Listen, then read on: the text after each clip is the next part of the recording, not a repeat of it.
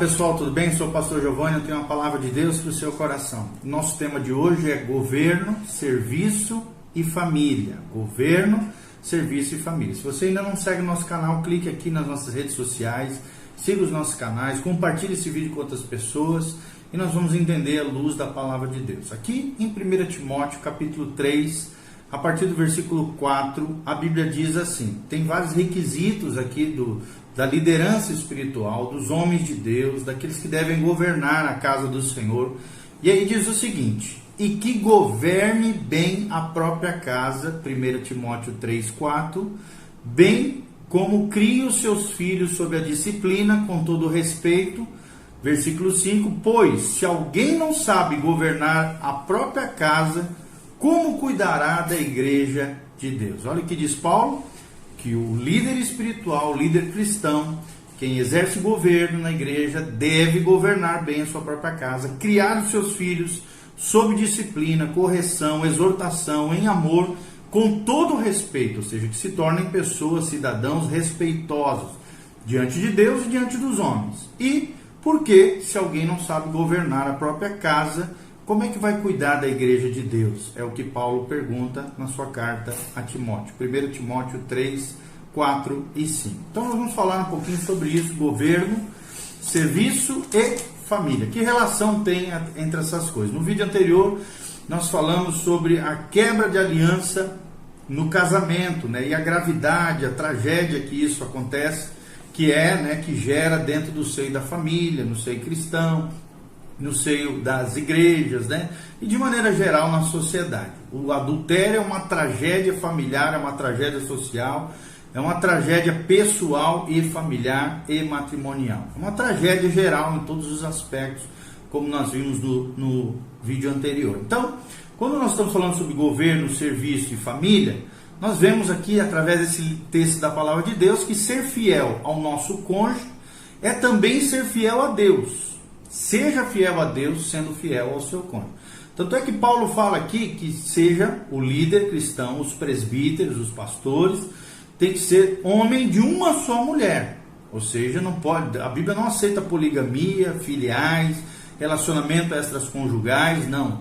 Fidelidade ao seu cônjuge. Ser infiel ao nosso cônjuge é também ser infiel a Deus. Qualquer pessoa que queira levar Deus a sério precisa levar muito a sério o seu casamento. Então, leve a sério o seu casamento, a sua família. Ou seja, o ministério cristão está associado ao testemunho e à credibilidade moral. Então, para você ser um líder espiritual, você tem que dar testemunho, tanto dentro da igreja quanto para os de fora, para a sua família, como também ter credibilidade moral para isso. Autoridade e testemunho são valores proporcionais quando nós estamos tratando das coisas de Deus. Sem testemunho, amados, não existe autoridade. Eu vou repetir, sem testemunho não existe autoridade, muito menos espiritual. As palavras se tornam vazias quando você não tem testemunho. É a letra sem o espírito, a verdade sem a coerência, que acaba caindo então em discreto, em falatório e todas essas confusões, né? A Bíblia diz, ai de quem vem os escândalos. É impossível, né, que não haja escândalos, mas Jesus diz, mas ai de quem vem o escândalo. Melhor lhe fora que amarrar uma corda no pescoço, uma pedra e lançar-se ao mar, do que fazer tropeçar um desses pequeninos, está lá em Mateus capítulo 12. Então, lembre-se disso. A verdade sem a coerência acaba caindo em discreto, em desgraça, na vida e na boca das pessoas. Então, a falta de autoridade subtrai o impacto do ministério da pessoa, tornando-o irrelevante.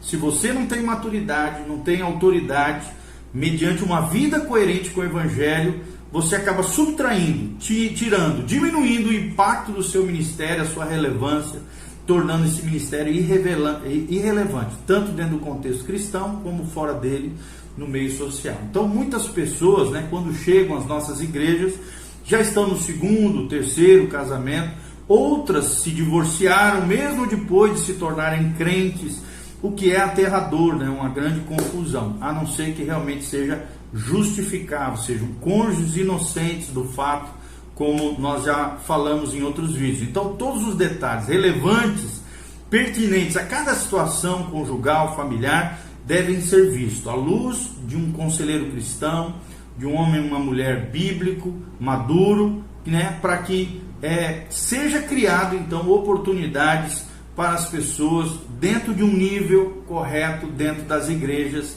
É isso que nós estamos falando aqui. A Bíblia não impede, querido, ninguém de servir, mas coloca, nós vemos aqui em 1 Timóteo 3, condições para governar a igreja. Estamos falando de governo de igreja.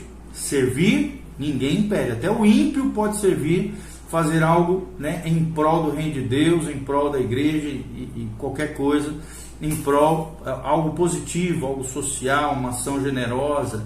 Sim, a Bíblia não impede ninguém de servir, mas coloca condições para governar a casa de Deus. Se a história da pessoa demonstra falhas consideráveis em relação ao seu papel na família, preste atenção, essa pessoa não deve ser estabelecida em uma posição de governo, apenas no serviço, mas não de governo dos santos, de governo na casa de Deus. Ela não teria o quê? Uma infraestrutura moral e espiritual e nenhum respaldo bíblico para exercer tal função de governo e cobertura sobre a vida de outras pessoas. E você que está debaixo de alguma liderança, observe esses detalhes que estão aqui em 1 Timóteo capítulo 3. Esses requisitos que Tito também menciona no capítulo 2. Então, preste atenção nisso que nós estamos falando, né?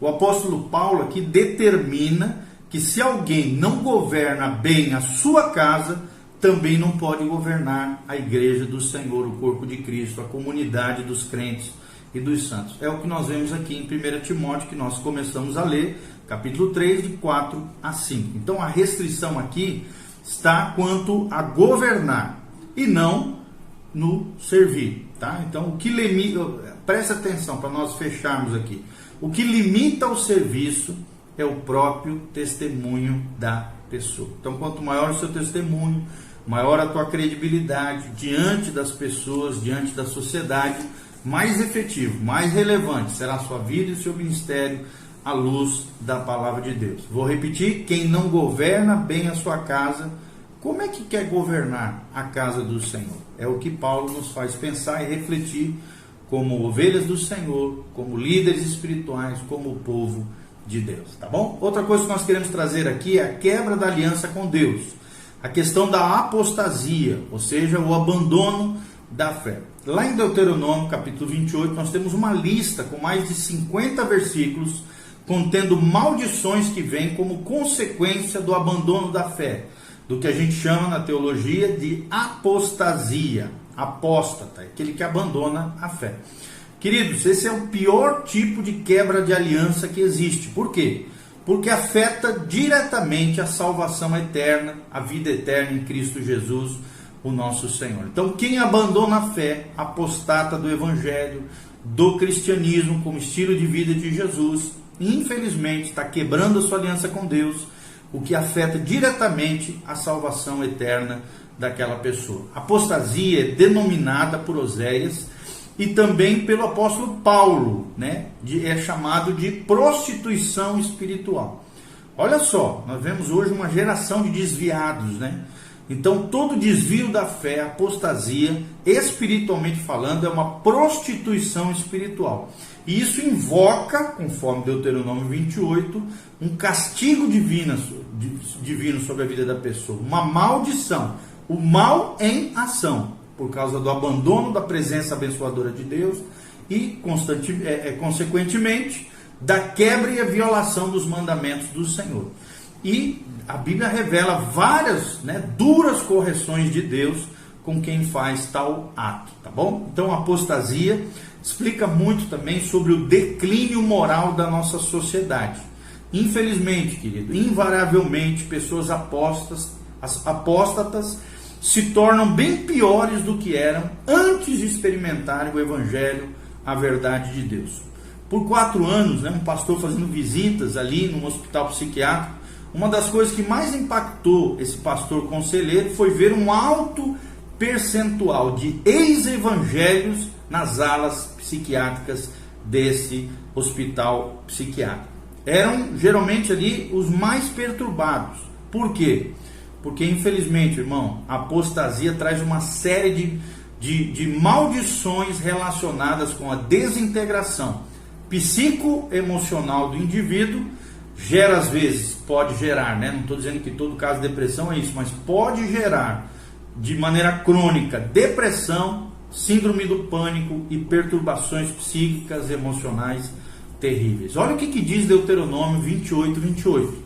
A Bíblia diz assim: o Senhor te ferirá com loucura, com cegueira e com pasmo no coração.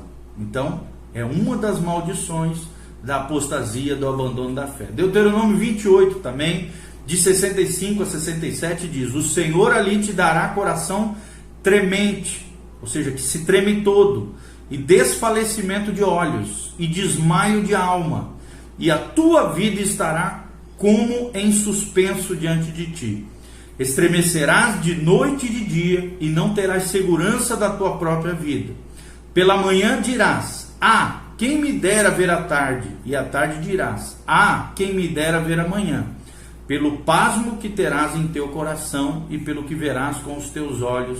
Deuteronômio 28, 65 a 67. Então, é isso que nós estamos falando. A apostasia traz uma série de maldições relacionadas com a desintegração psicoemocional, depressão, perturbações terríveis e pânico. Levítico 26, 36. Olha o que diz a Bíblia: e quanto aos que de vós ficarem, eu lhes meterei pavor no coração, olha o medo aqui, a perturbação, nas terras dos teus inimigos, e o ruído de uma folha agitada os porá em fuga, olha o medo aqui de novo, pavor. Fugirão como quem foge da espada, e cairão sem que ninguém os persiga, né? Então nós vemos aqui uma perturbação de tal forma que a pessoa começa a ter até viajar na maionese, ver coisa que não existe, né? E ter alucinações terríveis, como nós estamos falando. Então entenda, querido, a apostasia, o abandono da fé, o desigrejamento, né? Você se afastar das comunidades, da igreja, de buscar o Senhor, de ler a palavra, de ter comunhão com os irmãos, querido. Não existe cristianismo sem koinonia, sem comunhão. Se você não está satisfeito num lugar, procure um outro lugar, menos tóxico, mais saudável, menos imaturo, mais maduro, mais bíblico para você. Só que não se afaste, não apostate, não abandone a sua fé jamais, tá bom? Que Deus abençoe a sua vida, o seu coração. Lembre-se dessas coisas que nós estamos falando: governo, serviço e família, e a questão da quebra da aliança com Deus na apostasia. Isso é algo muito grave, muito sério, que precisa ser levado a sério em nome de Jesus na nossa vida e no seu coração. Nossa alegria é trazer esclarecimento, maturidade, crescimento espiritual para você.